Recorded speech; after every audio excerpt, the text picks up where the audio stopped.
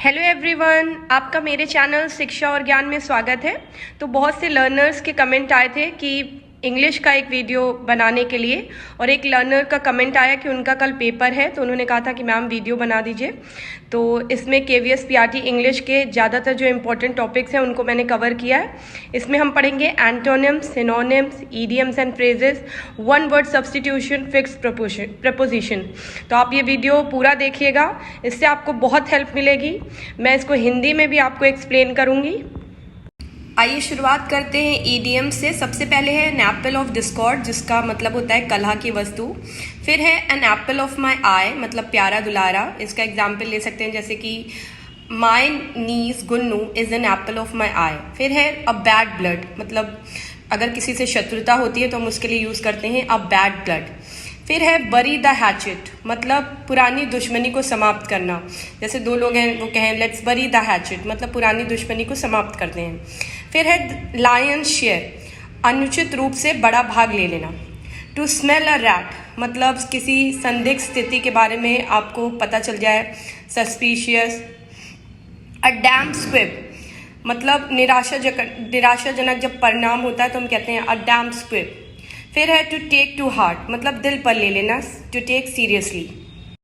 Then है to strain every nerve, मतलब हर संभव प्रयास करना, टू मेक अटमोस्ट एफर्ट्स।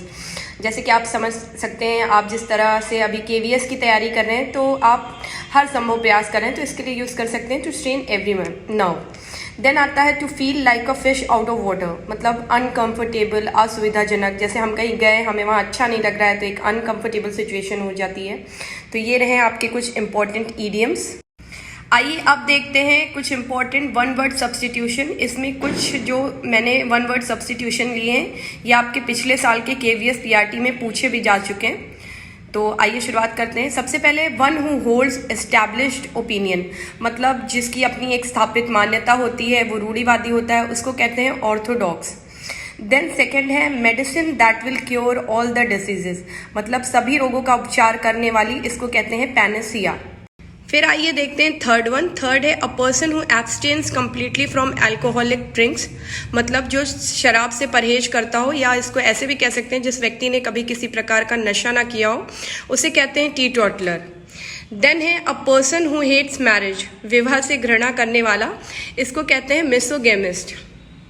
फिर है unfair use of power in order to get jobs और other benefits for your family and friends, इसको कहते हैं नेपोटिज्म। तो इसमें है कि जो पावर का गलत यूज करके अपनी फैमिली और फ्रेंड्स को फेवर पहुंचाना, ये नेपोटिज्म वर्ड बॉलीवुड में यूज होता है, तो आप समझ गए होंगे इसका क्या मतलब है।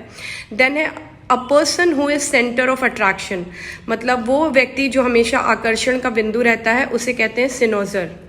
देन है a person who regards the whole world as his country is called, इसको कहते हैं कॉस्मोपोलिटन, मतलब वो व्यक्ति जो पूरे संसार को अपना घर मानता है, वो जहाँ जाता है उसी हिसाब से एडजस्ट कर लेता है।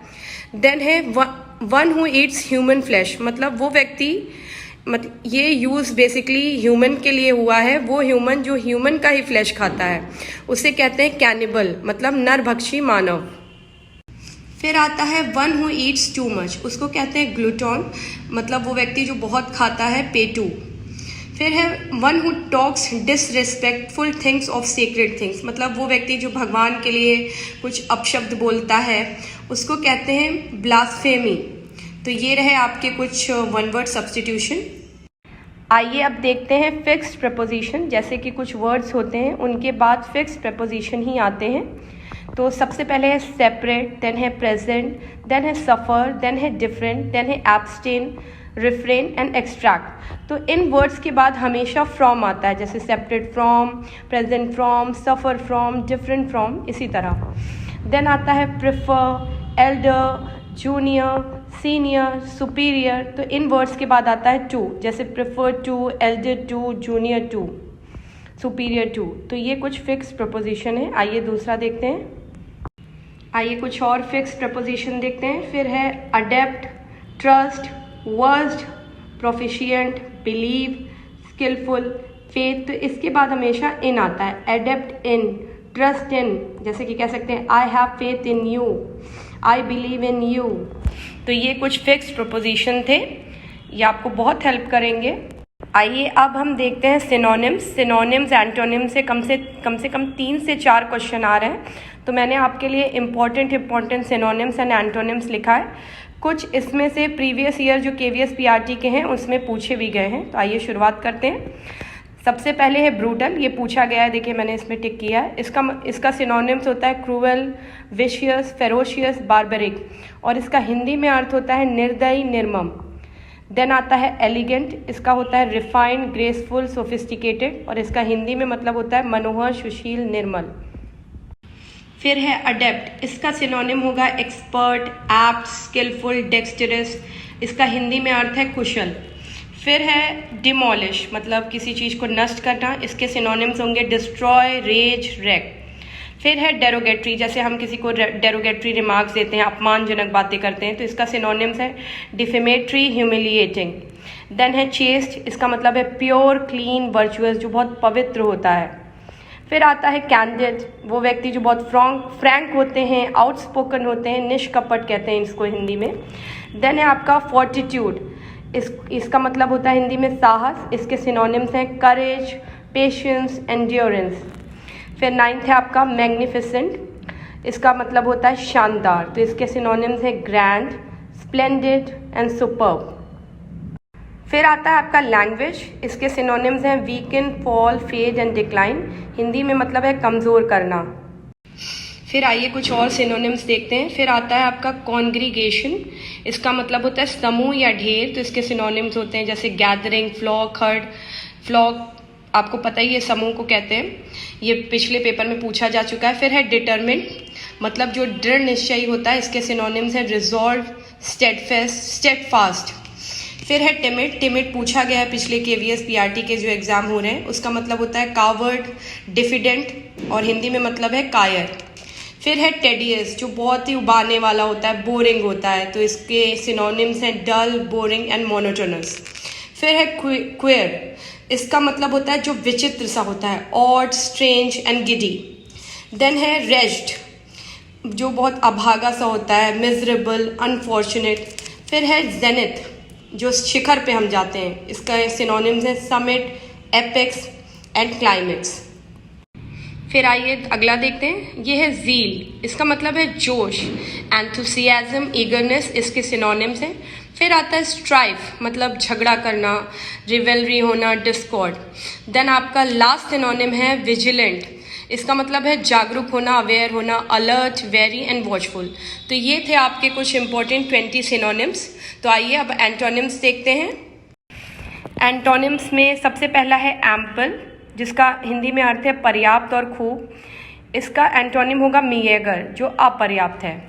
फिर है बेनोवेलेंस, जिसका मतलब होता है उपकार, इसका एंटोनिम होगा मेलेवलेंस, मतलब अपकार। देन थर्ड है क्रूड, जो असभ्य होता है, और उसका एंटोनिम होगा रिफाइंड, जो परिकृष्ट होता है। ये एक्स्ट्रावेजेंट, ये पूछा गया, एक्स्ट्रावेजेंट वो व्यक्ति होता है जो बहुत खर्चा करता है, ये वन वर्ड सब्स्टिट्यूशन में भी पूछ सकते हैं। इसका एंटोनिम होता है इकोनॉमिकल, जो मितव्ययी होता है। फिर है ट्रांसपेरेंट, इसका हिंदी में अर्थ है पारदर्शी, और इसका एंटोनिम है ओपेक, अपारदर्शी। देन है ऑप्टिमिस्ट, इसको कहते हैं हिंदी में आशावादी, एंड इसका एंटोनिम होता है पेसिमिस्ट, जो निराशावादी होता है। तो ऑप्टिमिस्ट को आपको वन वर्ड सब्स्टिट्यूशन में भी पूछ सकते हैं, जैसे वो व्यक्ति जो हमेशा पॉजिटिव साइड देखता है वो ऑप्टिमिस्ट होता है, और जो हमेशा नेगेटिव होता है उसको पेसिमिस्ट कहते हैं। देन 7th है आपका मोन, मतलब विलाप करना, इसका एंटोनिम होगा रिजॉइस, मतलब आनंदित महसूस करना। फिर है बैरन, बंजर, तो इसका एंटोनिम होगा फर्टाइल, उर्वर, मतलब हम कहते नहीं है लैंड इज बैरन, मतलब बंजर लैंड है। फिर है इंसिपिड, फीका, मतलब जो बिल्कुल टेस्टलेस होता है, जिसमें स्वाद नहीं होता है, तो इसका एंटोनिम होगा फ्लेवर्ड, जायकेदार। फिर है अबोरिजिनल, मतलब ये पुराने ज़माने के लिए यूज होता है, आदिवासी, एंशियंट, इसका एंटोनिम होगा मॉडर्न, मतलब आधुनिक या वर्तमान। तो ये रही आपकी KVS PRT इंग्लिश के लिए बहुत ही इम्पोर्टेंट वीडियो, इसको पूरा देखिएगा एंड सभी लर्नर्स के लिए हेल्पफुल होगी जिनके अभी पेपर बचे हुए हैं। एंड अगर वीडियो पसंद आया हो तो लाइक करिएगा, चैनल को सब्सक्राइब करिएगा, वीडियो को अपने फ्रेंड्स के साथ शेयर करिएगा, और मैं इसका PDF अपने टेलीग्राम चैनल पे शेयर कर दूँगी। बाकी आप सभी को all the best, thank you.